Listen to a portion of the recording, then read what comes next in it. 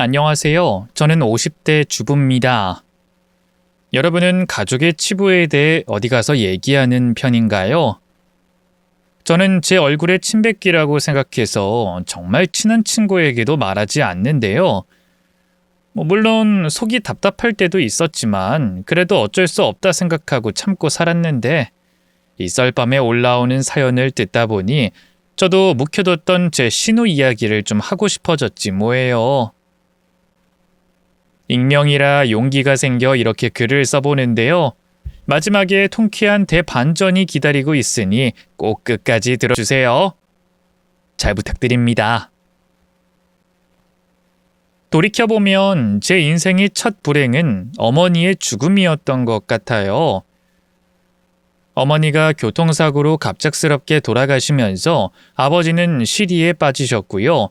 그전에도 일 때문에 바빠서 얼굴 보기 힘든 분이었는데 더욱더 일에만 매진하셨어요. 화물 트럭 모는 일을 하셔서 늘 새벽에 나갔다가 밤늦게 들어오는 게 일상이었죠. 자연스럽게 집안 살림을 돌보고 어린 두 동생을 챙기는 건 맞이인 제 몫이 됐어요. 또래 친구들이 골목에서 고무줄 놀이하면서 뛰어놀 때 저는 집에서 동생들 밥 차려주랴 밀린 집안일 하랴 정신이 없었네요. 그렇다고 아버지를 원망하진 않았어요.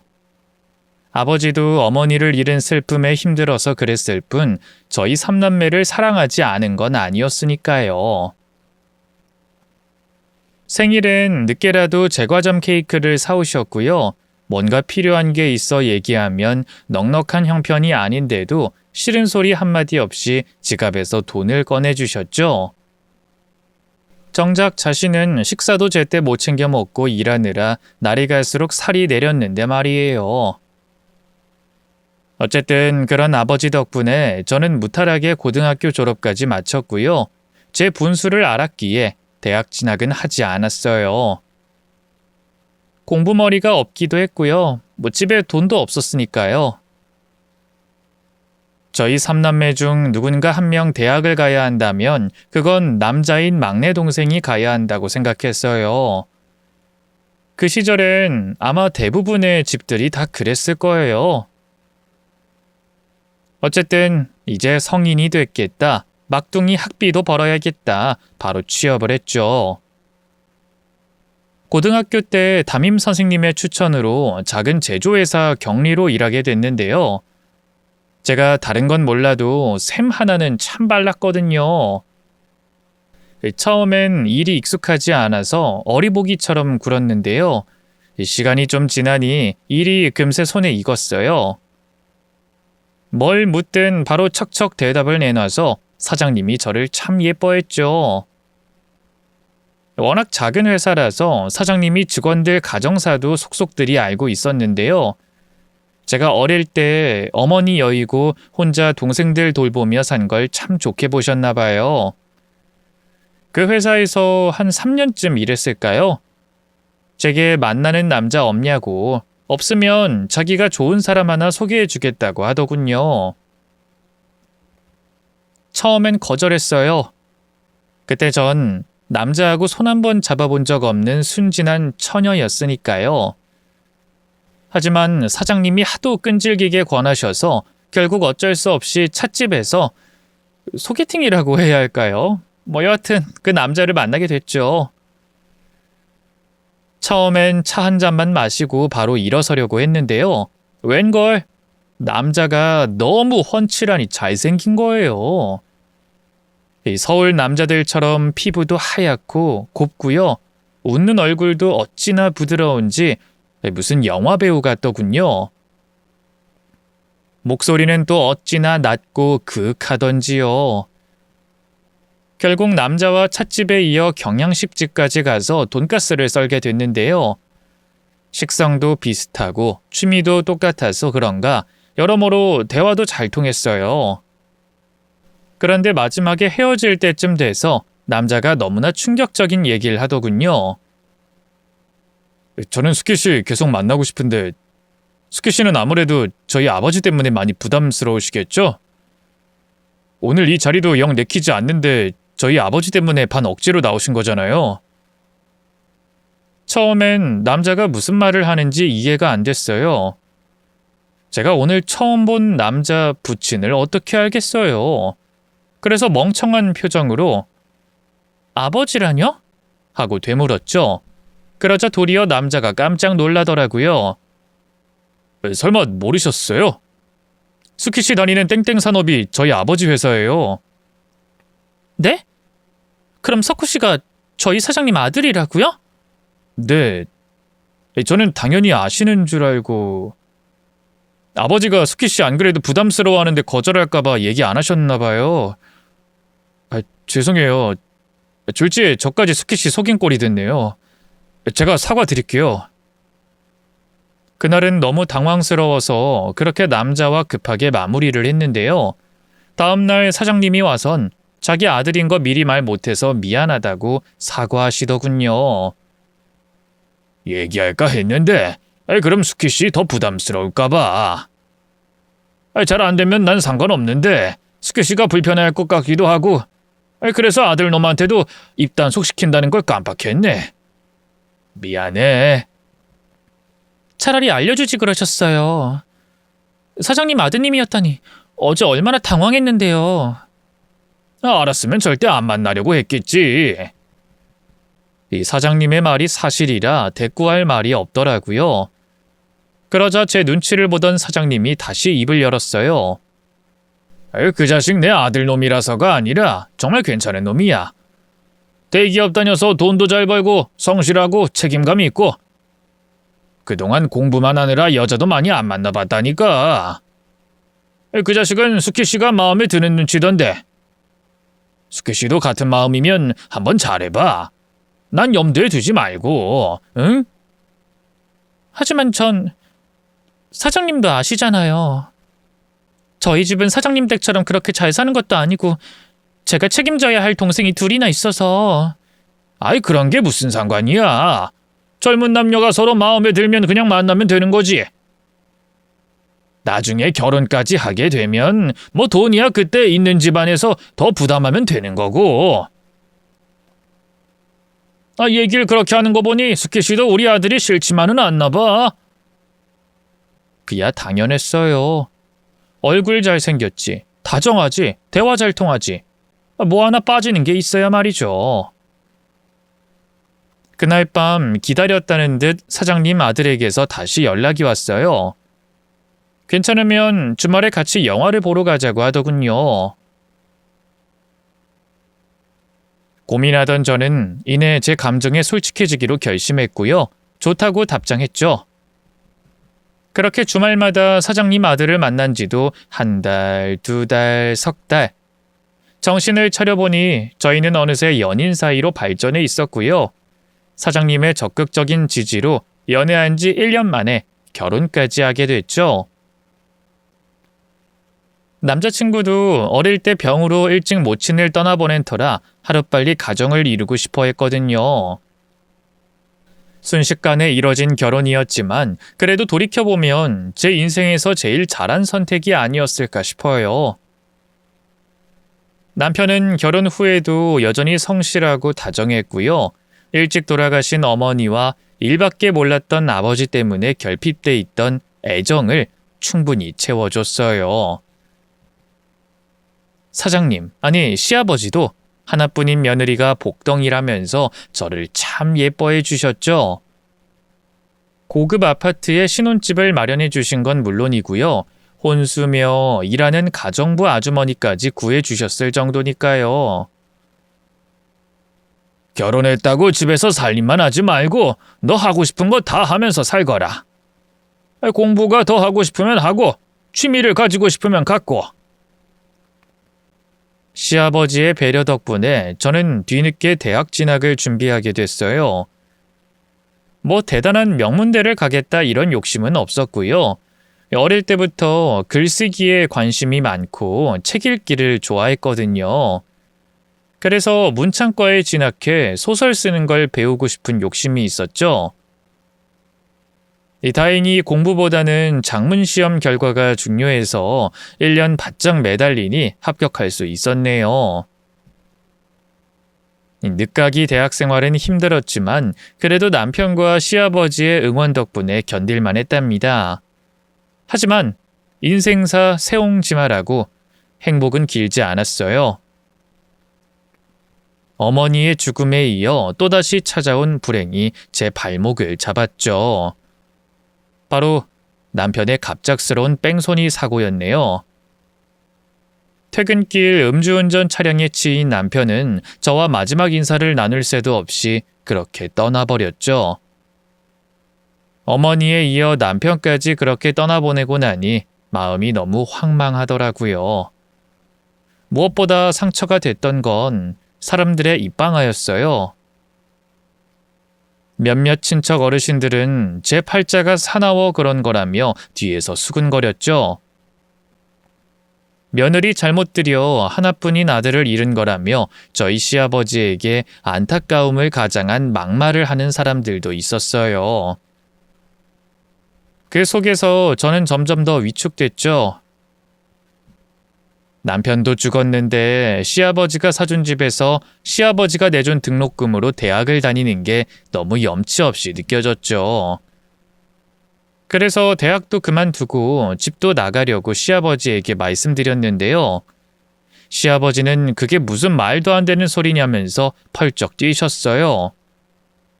그 집은 내가 너랑 석호 명의로 해준 거니 네 집이나 다름없다. 학비도 그래. 시애비가 며느리 학비 하나 못 내줘. 남들이 뭐라고 하든 신경 쓰지 말거라. 남들 시선 때문에 그런 건 아니에요.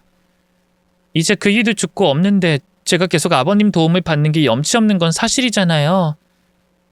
저도 다시 제 밥벌이를 하고 살아야죠. 걱정 마세요, 아버님. 저 혼자서도 씩씩하게 잘 살 수 있어요. 처음엔 만류하던 시아버지도 끝내 제 고집을 꺾진 못하셨어요. 본인이 계속 곁에 있는 게 아직 앞길 창창한 저를 묶어두는 것 같이 느껴졌나 봐요. 결국 제가 대학을 그만두고 새 일자리를 구하는 걸 허락해 주셨죠. 신혼집은 끝끝내 돌려주지 않아도 된다고 하셔서요. 부동산에 팔아 제가 혼자 살 집을 구하는 데 보탰네요. 그동안 저를 친정 엄마처럼 돌봐주시던 가정부 아주머니도 내보낼 수밖에 없었는데요. 아주머니는 많이 아쉬워하셨지만 그래도 제 앞으로를 응원해 주셨어요. 사모님은 어디 가서든 잘 사실 거예요. 제가 모신 분들 중에 사모님이 제일 착하고 인성이 됐거든요. 원래 그런 사람들이 당장은 힘들어도 지나고 나면 복을 받게 돼 있어. 그러니까 너무 걱정하지 말고 씩씩하게 잘 살아요. 인연이 있으면 또 보고요. 그렇게 말씀해 주셔서 너무 감사해요, 여사님. 여사님도 건강하게 잘 지내시고요. 제가 나중에 자리 잡으면 또 연락드릴게요. 생판 남인 사람의 위로라서 그런가 마음에 깊이 와닿더라고요. 시아버지는 시아버지대로 헤어지는 날 저를 붙잡고 애써 아무렇지 않은 표정으로 한마디 하셨죠. 세아가, 아니 스키야. 내가 너를 20살 때부터 봐오지 않았냐. 나한테 너는 정말 딸이나 다름없다. 네 나이 이제 겨우 26인데 너도 새 출발해야지. 좋은 남자 생기거든 언제든 주저하지 말고 재혼하거라. 알겠지? 시아버지의 마지막 응원을 듣는데 왜 그리도 눈물이 나던지요. 시아버지는 제게 또 한 명의 친정아버지와 다름없는 존재였네요. 홀로 서기를 한 뒤에도 종종 따로 시아버지를 뵙곤 했는데요. 그것도 언젠가부터는 점점 뜸하게 됐어요. 먹고 사는 게 바쁘기도 했고요. 나이가 30줄에 접어들면서 새로운 사랑도 찾아왔거든요. 직장 동료 소개로 만나게 된 저보다 2살 연상의 남자였는데요. 작은 중소회사 격리로 일하는 저와 달리 번듯한 대기업에서 일하는 사람이었어요. 제 사진을 보고 첫눈에 반했다고 직장 동료에게 끈질기게 소개해달라고 졸랐다 하더군요. 제가 한번 갔다 온 사실까지 얘기해줬지만 상관없다면서요. 한 번만 만나보라는 직장 동료의 끈질긴 권유를 뿌리치지 못하고 그 남자를 만나러 나갔어요. 그냥 한번 밥만 먹고 정중하게 거절할 생각이었는데요. 웬걸 대화를 나누면 나눌수록 죽은 전 남편이 생각나더군요. 생김새도 키도 목소리도 전혀 다른데 참 이상하죠? 아무래도 저를 사랑스럽게 봐주는 부드러운 눈빛, 다정한 성격 같은 것 때문에 닮았다고 느꼈던 것 같아요. 어쨌든 저는 그렇게 그 사람과 새로운 연애를 시작했고요. 2년간의 열애 끝에 식을 올리게 됐어요. 자연스럽게 전 시아버지와도 연락을 끊게 됐죠. 시댁에선 당연히 저를 마음에 들어하지 않았어요. 별 볼 일 없는 집안에 무엇보다 한번 갔다 온 여자였으니까요. 그렇다고 시댁이 대단한 집인 건 아니었어요. 시부모님은 시골에서 농사 짓는 평범한 농사꾼이었고요. 남편도 대기업에 다녔지만 취업한 지 얼마 안 돼 모아둔 돈이 별로 없었죠. 집도 혼수도 대부분 제가 다 해왔네요. 저는 전 남편에게 물려받은 유산이며 신혼집 한 돈이 제법 있었으니까요. 그 점에 있어서 남편은 늘 제게 미안해했어요. 남자인 자기가 집을 해와야 하는 건데 면목이 없다면서요. 그래서 그만큼 집안일도 많이 도와주고요. 제가 먹고 싶다고 하는 게 있으면 한밤중이라도 나가서 사다 줄 만큼 참 잘해줬죠. 그게 시댁 식구들 입장에선 참 꼴보기 싫었나 봐요. 그나마 시부모님은 멀리 살고 계셔서 명절 때 아니면 부딪힐 일이 없으니 괜찮았는데요. 문제는 시누이였죠. 독립해 혼자 살고 있는 집이 저희 집과 가까워서 종종 놀러 왔는데요. 말이 놀러 나왔다지 올 때마다 저를 얼마나 괴롭혔는지 몰라요. 이 시간은 하늘이라면서 시집 온 직후부터 줄기차게 저를 못살게 굴었죠. 청소는 잘 돼 있는지, 냉장고에 상한 식재료는 없는지, 남편 돈으로 가방이나 옷을 새로 사진 않았는지, 집안 구석구석을 돌아다니면서 사감 선생처럼 감시를 하고요. 맡겨놨는지 일주일에 4-5번은 와서 저녁을 먹고 갔어요. 그때마다 밥이 설익었다, 국이 짜다, 트집만 잔뜩 잡았네요. 보다 못한 남편이 그만 좀 오라고 뭐라고 해도 소용이 없었어요. 시누이가 아들 셋만 내리 태어난 뒤 탄생한 공주님이라 시부모님이 어릴 때부터 오냐오냐 키우셨거든요. 덕분에 어찌나 아나무인인지 자기 셋째 오빠 말을 귓등으로도 안 들었어요. 조금만 자기 마음이 상하면 바로 시부모님에게 연락해서 미주알 고주알 없는 일까지 부풀려 일름보 짓을 했고요. 그럼 시어머니가 바로 제게 전화해 난리를 치셨죠. 그게 몇 번 반복되고 나니 저도 지쳐서요. 그냥 시누이 말에 뭐든 네네 순종하게 됐네요. 남편에게도 괜히 뭐라고 해서 일 키우지 말라고 하게 되고요.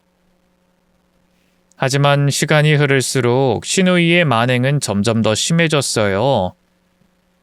시누이가 워낙 끈기가 없어서 회사를 자주 옮겨 다녔는데요. 언젠가부터 재취업할 생각은 않고 집에서 놀고 먹기만 하더라고요. 뭔가 믿는 구석이 있는 건가 했는데 웬걸, 그 믿는 구석이 바로 저희 부부일 줄은 꿈에도 몰랐네요. 하루는 여행용 가방에 짐을 잔뜩 싸들고 저희 집에 와선 너무나 충격적인 얘기를 하더라고요. 오빠, 그리고 새언니, 당분간 여기서 좀 같이 살게요. 제가 회사 그만두고 지금 사정이 영 안 좋잖아요. 그래서 월세를 몇 달 좀 밀렸는데 집주인이 그새를 못 참고 제 짐을 다 빼버렸더라고요. 당장 뭐 고향으로 내려갈 수도 없고 새 직장 구할 때까지만 여기서 신세 좀 질게요. 당황해서 아무 말도 못하는 저를 대신해 남편이 앞으로 나섰어요. 아니 아무리 그래도 그렇지 이렇게 한마디 상의도 없이 다짜고짜 쳐들어오는 게 어딨어. 이 집이 내 집도 아니고 너희 새언니 명의로 된 새언니 집인데. 아이 그럼 어떡해. 당장 갈 곳이 없는데. 시집도 안 간 처녀가 길바닥에서 노숙할 순 없잖아. 부모님한테도 이미 말씀드렸어. 셋째 오빠네 있겠다고 하니까 당연히 그래야지. 어디 갈 생각 말라고 하시더라. 새언니도 당연히 좋다고 할 거라면서. 그쵸 새언니? 설마 하늘 같은 시부모님 말씀을 거스르려고 하는 건 아니죠?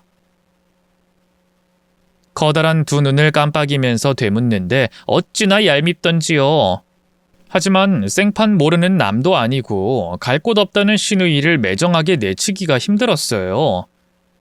그래서 서재로 쓰던 작은 방을 정리해 부랴부랴 시누이가 머물 곳을 만들었죠. 시누이는 고맙다는 말 한마디도 없이 제 집처럼 지내더군요. 집안일이라도 좀 도와주면 좋을 텐데 손 하나 까딱 안 하고 사람을 부려먹기만 했어요. 코트를 세탁소에 맡겨달라. 봄동 무침이 먹고 싶으니까 만들어달라. 방이 더러우니까 치워달라. 시누이 속옷까지 제 손으로 빨 땐 정말 내가 뭘 하고 있는 건가 하는 자괴감이 들더군요. 하루빨리 시누이가 나가기만을 바란 건 당연한 일이었죠. 하지만 한 계절이 바뀔 동안에도 시누이는 직장을 구한다든지 독립할 생각이 전혀 없어 보였어요. 남편이 한 소리 하면 조금만 기다리라고 짜증만 낼 뿐이었죠. 나라고 이 좁아터진 집구석에서 계속 살고 싶은 줄 알아? 우리 자기랑 결혼하면 바로 나갈 거니까 걱정 마셔. 뭐? 너 지금 만난다는 그 남자? 결혼할 생각인 거야? 당연하지. 만난 지 벌써 1년도 넘었는데. 우리 자기 의사인 건 알지? 월천은 기본으로 번다고. 오빠 월급은 될 것도 못 돼. 그이 아버님도 개인병원 의사라서 돈이 얼마나 많은데 결혼할 때 마당 있는 2층짜리 단독주택으로 신혼집 구해주시기로 했어.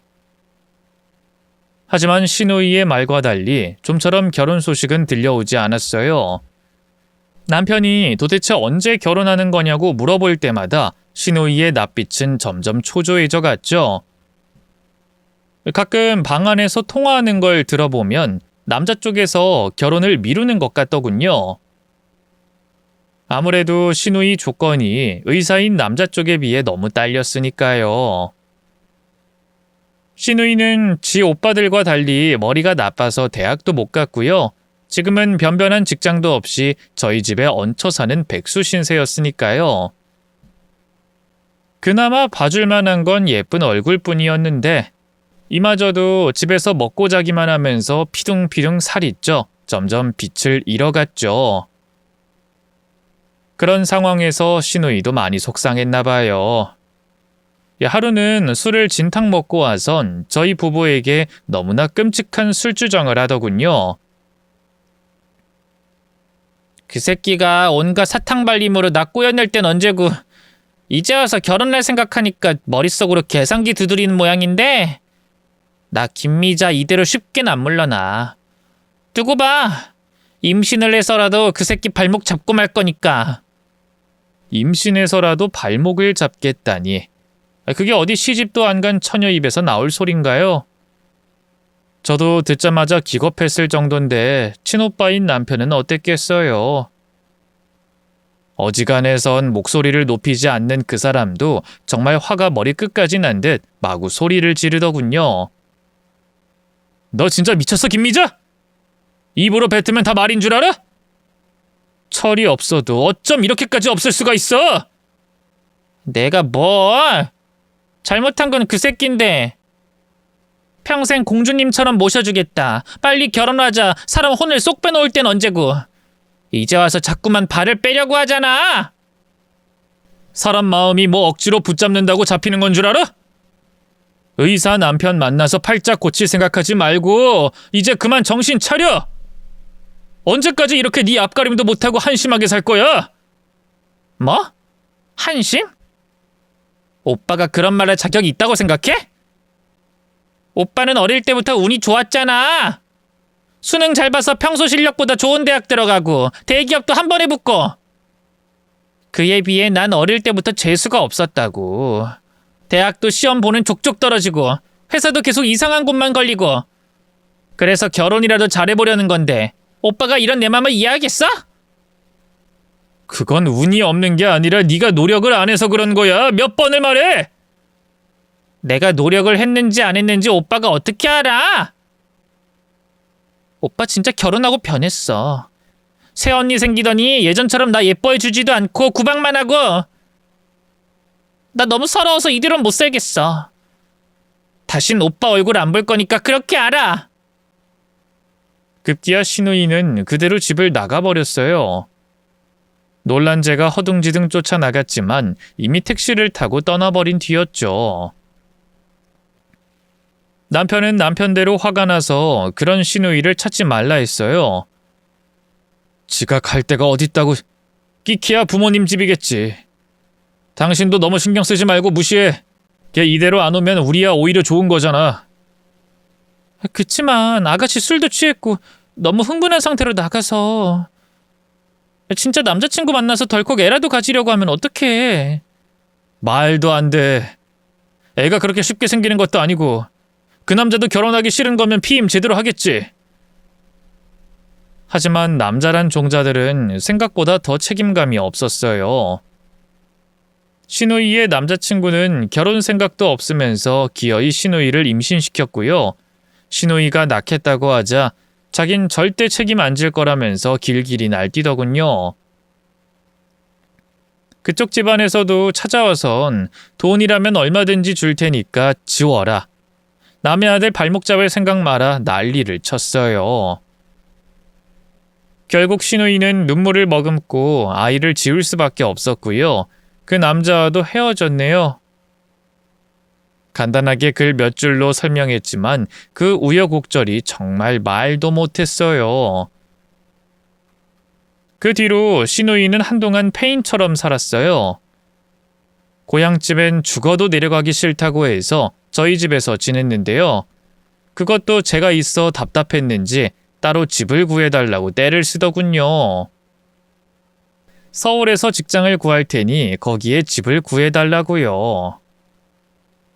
팔은 안으로 굽는다고 시부모님은 남자에게 버림받고 낙태까지 한 딸을 야단치긴커녕 안타까워 어쩔 줄 몰라 했어요. 결국 고향 땅 일부를 팔아 신우이 상경자금으로 보태주셨죠. 저희 부부도 모아뒀던 돈의 일부를 빌려줘야 했네요. 말이 빌려줬다지 사실상 돌려받지 못할 확률이 컸죠. 남편은 제게 참 미안해했지만 저는 그렇게라도 신우이를 내보낼 수 있어 다행이다 싶었어요. 그쯤에 제가 임신을 해서 몸도 마음도 많이 예민해져 있는 상태였거든요. 신우이의 히스테리를 도무지 견뎌낼 수 있는 상황이 아니었죠. 그렇게 신우이는 서울의 작은 오피스텔을 얻어 독립했고요. 곧 작은 회계사 사무실에 들어가 다시 일도 시작했죠. 저는 드디어 신우이의 시집살이에서 벗어났구나 안도의 한숨을 내쉬었는데요. 그건 제 오산이었어요. 신우이는 걸핏하면 제게 연락해 집이 엉망이니 치워달라, 반찬을 해달라 말도 안 되는 요구를 했어요. 제가 거절하면 또 바로 시부모님에게 연락해 난리를 피웠죠. 나중엔 안 되겠어서 그것마저 무시했는데요. 그랬더니 어떻게 했는 줄 아세요? 글쎄 죽겠다고 손목을 그었지 뭐예요. 병원 응급실에서 연락을 받고 얼마나 놀랐는지. 다행히 본인도 뒤늦게 정신을 차리고 119에 바로 신고해서 목숨에 지장은 없었는데요. 그래도 극단적인 시도를 했다는 것 자체가 참 충격적이었어요. 시부모님에게 알리면 뒤로 넘어가실 게 뻔해 비밀로 하고요. 남편과 저만 둘이 바로 병원으로 달려갔죠. 그 난장을 피우고 본인은 태평하게 코까지 골며 자고 있더군요. 너무 기가 막혀서 깨워가지고 도대체 왜 그랬냐고 물어봤는데요. 제가 자기 말을 안 들어줘서 너무 속상해서 그랬다고 하더군요. 새언니는 다른 남자랑 한번 결혼까지 했던 주제, 저희 오빠 만나서 잘 살고 있잖아요. 우리 오빠 돈도 잘 벌고 다정하고 새언니밖에 모르고 얼마나 좋은 남편이에요? 게다가 이제 곧 예쁜 애기도 태어날 거잖아요. 난 우리 애기 죽이고 이렇게 이 모양 이 꼴로 살고 있는데 그럼 나한테 미안해서라도 잘해줘야 하는 거 아니에요? 도대체 왜 논리가 그렇게 흐르는지 모르겠지만 신우이는 저를 많이 질투하는 것 같았어요. 결혼까지 생각했던 남자한테 버림받고 낙태까지 한 상황에서 제가 임신한 게 큰 상처가 된 것 같더군요. 어지간해선 제 편을 들어주던 남편도 신우이가 극단적인 시도를 한 걸 보고 많이 충격받았나 봐요. 신우이가 괜찮아질 때까지만 조금 져주면 안 되겠냐고 하더군요. 당신 홀몸도 아닌데 이런 부탁해서 정말 미안해. 근데 미자 저 기집애 전 남자친구랑 헤어지고 애까지 지운 게 많이 힘들었나 봐. 당분간만 우리가 잘 보살펴 주자. 응? 나중에 내가 10배 20배로 꼭 갚을게 여보. 남편이 그렇게까지 말하는데 차마 싫다고 말할 수가 없었어요. 그래서 그때부터 신우이의 부탁을 어지간해선 다 들어주려고 했죠. 매일같이 신우이 집에 가서 밥하고 빨래하고 청소해주고 그야말로 신우이 전속 하녀처럼 살았네요. 저희 집이 서울까지 차로 1시간 남짓 걸렸는데요. 신우이가 허구한 날 불러대는 통에 거의 매일같이 택시를 탔던 것 같아요. 남편이 몸도 무거운데 대중교통 이용할 생각 말라고 택시비는 본인이 다 부담하겠다고 해서 그나마 오고 가고 할 수 있었네요. 하지만 애를 뵌 몸으로 계속 신우이의 시중을 들기엔 한계가 있었어요. 나중엔 남편도 신우이에게 필요한 게 있으면 자기한테 얘기하라고 이제 제가 몸이 무거워 안 된다고 단도리를 했죠. 처음엔 신우이도 그런 남편의 말을 따르는 것처럼 보였는데요. 한 달도 안 돼 다시 제게 연락이 오더군요. 새언니, 제가 어지간하면 전화 안 드리려고 했는데 저 언니가 해준 김치찌개가 너무 먹고 싶어서 엊그제부터 계속 생각이 나지 뭐예요. 오징어 무침이랑 계란말이랑 쥐포조림도요. 반찬만 좀 와서 해주고 가면 안 돼요? 제가 지금 출산이 얼마 안 남아서 힘들 것 같아요, 아가씨. 애기 낳고 그때 해드리면 안 될까요? 아니면 반찬 가게에서 배달시켜 줄게요. 나름 대안을 제시한 건데 신우이의 목소리에 바로 짜증이 실렸어요. 누가 가게에서 만든 거 먹고 싶대요? 전 새언니가 해준 반찬이 먹고 싶은 거라고요. 요즘 일이 너무 힘들어서 밥도 제대로 안 넘어가는데 좀 해다 주면 안 돼요? 알겠어요, 그럼. 대신 택배로 보내드릴게요. 저도 나름 화가 나서 깊게 한숨을 쉰 다음 말했는데요. 그게 또 신우이의 신경을 거슬렸나 봐요. 어딜 택배로 보내냐고 절대 안 된다면서 펄쩍 뛰더군요. 요즘 복도에 물건 두면 계속 누가 훔쳐간단 말이에요. 그냥 새언니가 직접 갖다 주세요. 택시 타면 되잖아요. 그럼 퀵으로 보낼 테니까. 저 오늘 약속 있어서 안 돼요. 여자 혼자 사는데 퀵기사랑 1대1로 대면하고 싶지도 않고요. 그냥 언니가 직접 갖다 줘요. 도대체 같은 말을 몇 번을 하게 하는 거예요? 또 제가 손목이라도 그어야 정신을 차리겠어요? 신우이의 마지막 말은 협박이나 다름없었어요. 울컥했지만 또 저번 같은 사달을 만들까봐 심장이 철렁하더군요. 결국 알겠다고 하고 전화를 끊었죠. 남편에게 얘기하면 불같이 화를 낼 게 뻔해서 그냥 아무 말도 하지 않았고요. 부랴부랴 장을 봐와서 반찬을 만들었네요. 신우이에겐 다음 날 만들어서 오후에 갖다 주겠다고 했지만 제가 성격이 급해 그런가 그냥 지금 바로 처리해버리고 싶더라고요. 다음 날 남편이 출근하자마자 바로 택시를 불렀어요. 그리고 아가씨가 사는 서울 오피스텔까지 출발했죠. 미리 연락하고 가려고 했는데 신우이는 출근해서 바쁜지 전화를 안 받더라고요. 어차피 열쇠도 있겠다. 그냥 갖다 두고 오자 생각했어요. 도착해 끙끙거리며 반찬을 내리니 마음씨 좋은 기사 아저씨가 신우이네 집 현관문 앞까지 반찬을 날라다 줬어요. 정말 얼마나 고마웠는지 몰라요. 기사 아저씨를 배웅하고 바로 품에서 열쇠를 꺼내 문을 열고 안으로 들어갔는데요. 살짝 열린 침실 문틈으로 신우이의 목소리가 들리더라고요.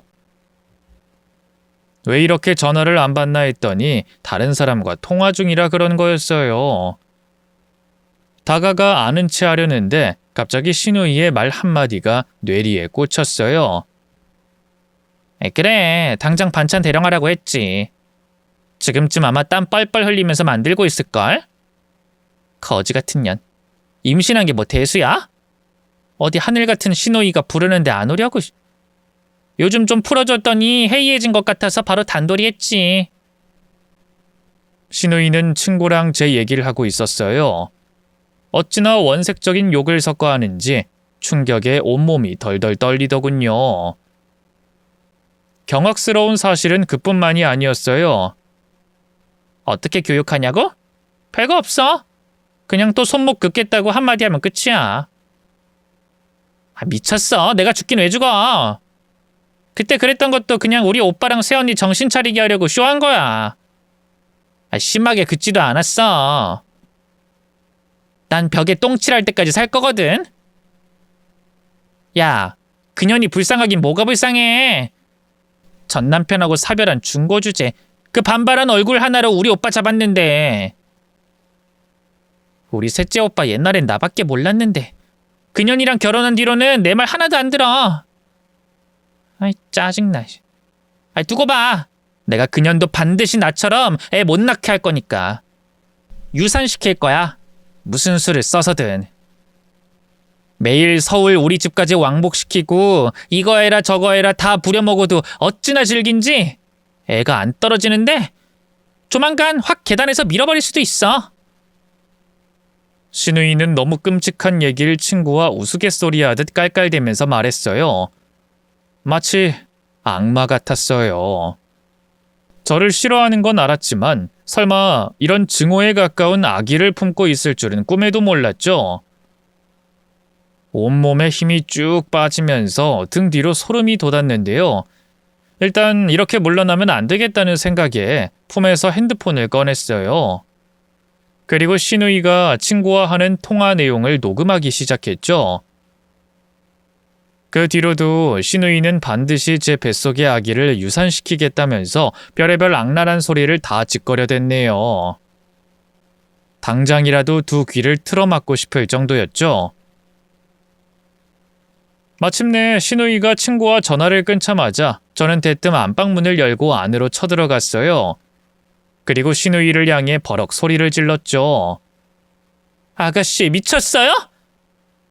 진짜 아직 태어나지도 않은 조카를 죽일 작정으로 그동안 나 괴롭혔던 거예요? 새언니? 언니 왜 이렇게 빨리... 아니 근데 지금 몰래 와선 제 통화 다 엿들은 거예요? 신우이는 당황하던 것도 잠시 이내 뻔뻔하게 목소리를 높이며 화를 냈어요. 아니 왔으면 왔다고 말을 해야죠.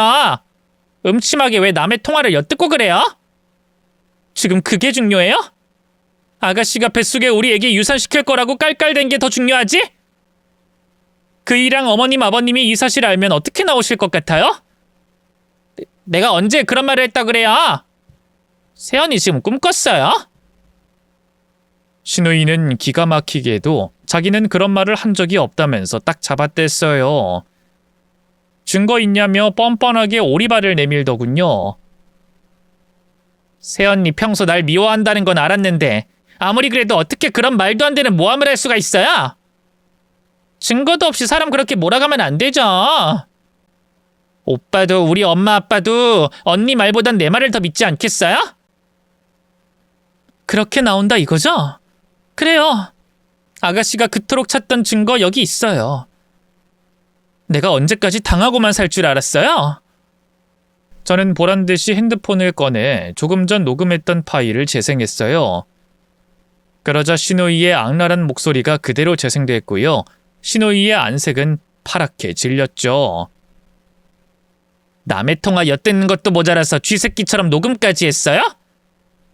이거 범죄라고요. 알아요? 겨 묻은 개가 뭐 묻은 게 나무란다고. 아가씨가 저한테 한 짓이야말로 범죄예요. 알아요? 저 지금 이 녹음 파일 들고 바로 그이한테 갈 거예요. 오늘이 얼굴 보는 마지막이 될 것 같네요. 앞으로 제 앞에 다신 나타나지 마세요. 저는 그렇게 몸을 돌려 신우이의 집을 빠져나왔어요. 그러자 신우이가 야차 같은 얼굴로 제 뒤를 쫓아오더군요. 거기 서라고! 이 개 같은! 너 갈 거면 그 녹음 파일은 지우고 가! 유일한 증거인 녹음 파일을 뺏기면 모든 게 끝장이었어요. 그래서 저는 쫓아오는 신우이를 피해 이를 악물고 앞만 보며 달렸죠. 다행히 신우이가 가까이 오기 전에 엘리베이터 문이 닫혀 무사히 아래층까지 내려올 수 있었는데요. 몸이 너무 무거워서 빨리 달릴 수가 없던 탓에 미처 골목길을 벗어나기도 전에 신우이한테 잡히고 말았어요. 신우이는 바로 제 핸드폰부터 노리더군요. 당장 핸드폰 내놔 이년아! 내놓으라고! 싫어요. 이거 놔요. 아가씨 정말 미쳤어요? 내가 그래도 아가씨 새언니인데 대체 이게 무슨 경우 없는 짓이냐고요? 새언니 같은 소리하고 자빠졌네. 난 너 같은 거 우리 오빠 짝으로 인정한 적 없어. 그건 우리 엄마 아빠도 마찬가지고. 어디 가진 거 하나 없는 사별녀 주제에 총각인 우리 오빠를. 이 주제도 모르는 년. 너 우리 오빠 꼬시려고 옷 벗고 덤볐지? 어? 이 더러운 년. 네 끔찍한 술수를 내가 모를 줄 알아? 신우이는 제 어깨를 들어잡고 막말을 퍼부었어요. 저는 저대로 어떻게든 핸드폰을 뺏기지 않기 위해 필사적으로 방어했죠. 하지만 점점 힘이 빠져나가기 시작했고요. 눈앞도 자꾸만 뿌얘졌는데요. 이대로 포기해야 하나 싶던 바로 그 순간이었어요. 갑자기 오피스텔 입구 쪽으로 차가 한 대 멈춰서더니 이윽고 웬 장년의 여성과 젊은 남자가 같이 내리더군요. 그리고는 신우이를 향해 달려오더라고요. 자기야, 집에서 기다리라니까 왜 나와 있어? 그래, 괜히 나 때문에 나와 있던 거 아니니? 그렇게 예의 차릴 필요 없다니까. 젊은 남자가 먼저 신우이를 아는 채 했고요. 뒤를 이어 장년의 여성이 입을 열었어요. 그러자 신우이가 화들짝 놀라면서 허둥지둥 제게서 몸을 떼어내고요. 산발이 된 머리를 정리하고 옷매무새를 바로 하더군요. 승혁씨, 그리고 어머님, 그냥 집에서 기다리기 심심해서 내려와 있었어요. 그제야 남편에게 들었던 신우이 소식이 생각이 나더라고요. 요즘 만나는 남자가 생긴 것 같다고 하더니만 그 말이 진짜였던 거예요. 그런데 놀라운 일은 거기서 끝이 아니었어요. 자연스럽게 남자와 여자의 시선이 제 쪽으로 향했는데요. 여자의 눈이 화등잔만하게 커지더니만 갑자기 제 손을 덥석 잡는 게 아니겠어요. 사모님, 아니 이게 얼마만이에요? 요즘 들어 계속 생각이 나더라니만 사모님을 여기서 뵙네요. 저를 사모님이라고 부를 사람은 한 사람뿐이었어요. 바로 전 남편과 같이 살 때 집에서 부리던 가정부 아주머니였죠. 아니나 다를까 자세히 얼굴을 살펴보니 바로 그 아주머니가 맞더라고요. 어머 여사님, 대체 여긴 어떻게... 이제야 좀 알아보시겠어요? 아유, 세상에 이게 대체 얼마만이야? 전화번호는 바뀐 거죠? 그렇게 헤어지고 몇 년 뒤에 생각나서 연락해봤더니 없는 번호로 나오더라고요. 아, 네 맞아요. 바꿨어요. 알려드렸어야 하는데 제가 경황이 없어서 죄송해요. 아유, 죄송하긴요. 그때 사모님이 제게 얼마나 잘해주셨는데 퇴직금도 넉넉하게 챙겨주셨고요. 사모님 덕분에 제가 빚도 갚고요. 우리 아들도 남부럽지 않게 잘 키울 수 있었어요. 정말 감사드려요. 그러면서 여사님이 대뜸 제게 넙죽 절을 했어요. 너무 놀라 일으켜 세우니 저는 몰랐던 그간의 자초지종을 설명하더군요. 실은 그 뒤로 저희 남편이 사기를 당하는 바람에 집이 많이 어려워졌어요. 그래서 염치 없게도 큰 사장님, 그러니까 사모님 시아버지 되시는 분한테 연락을 드렸거든요. 처음에 일자리 주선해 주신 게 그분이라 연락처가 있어서요. 근데 그분이 대뜸 저한테 돈 5천만 원을 빌려주시면서 그러더라고요. 사모님이 그동안 제 얘기를 많이 했다면서 친정엄마처럼 잘 챙겨주신 분이라고 그랬던 게 기억이 난다고요. 그러면서 며느리 생각해서 빌려줄 테니 여유될 때 갚으라고 하셨어요.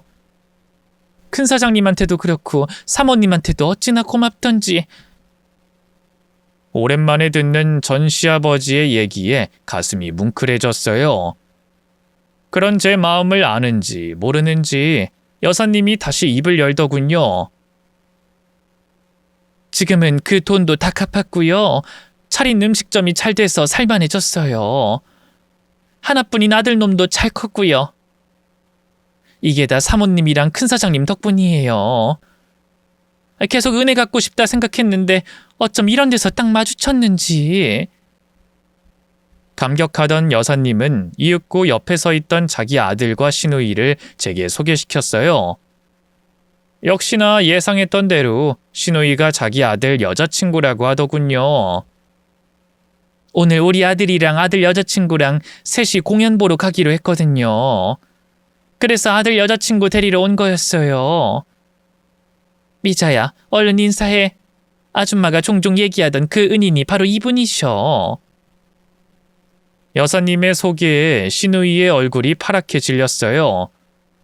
어쩔 줄 몰라 하는 표정으로 여사님과 제 얼굴을 번갈아 보더군요. 저는 그런 시누이를 대신해서 입을 열었어요. 어쩜 이런 우연이 다 있는지 모르겠어요. 실은 제가 몇 년 전에 재혼을 했는데요. 이쪽이 제 시누이거든요.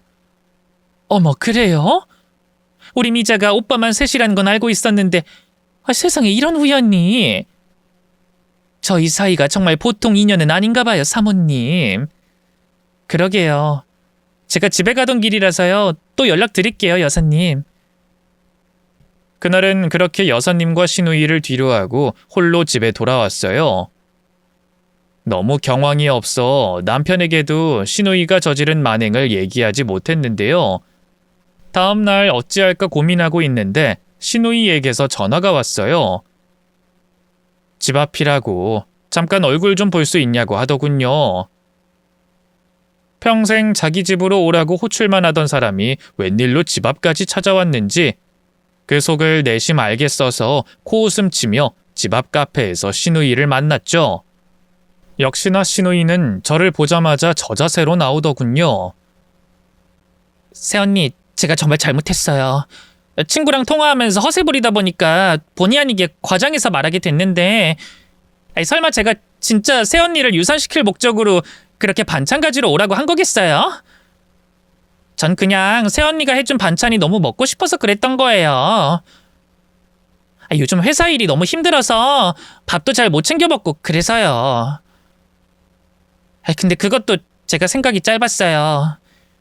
임신한 새언니 생각하면 그렇게 철없이 굴어선 안 됐던 건데 제가 다 잘못했으니까 제발 한 번만 용서해 주세요. 네? 아직 저희 오빠한테 그 녹음 파일 들려준 건 아니죠? 네, 아직 안 들려주긴 했는데 이렇게 갑자기 태도가 확 바뀌니까 좀 당황스럽네요. 미친 듯이 괴롭힐 땐 언제고. 진작에 이렇게 사과하지 그랬어요? 죄송해요, 새언니. 제가 원래 철이 좀 없잖아요. 이젠 정말 안 그럴게요. 새언니가 다신 연락하지 말라고 하면 그렇게 할게요. 대신 저희 가족들한텐 제발 그 녹음 파일 들려주지 마세요.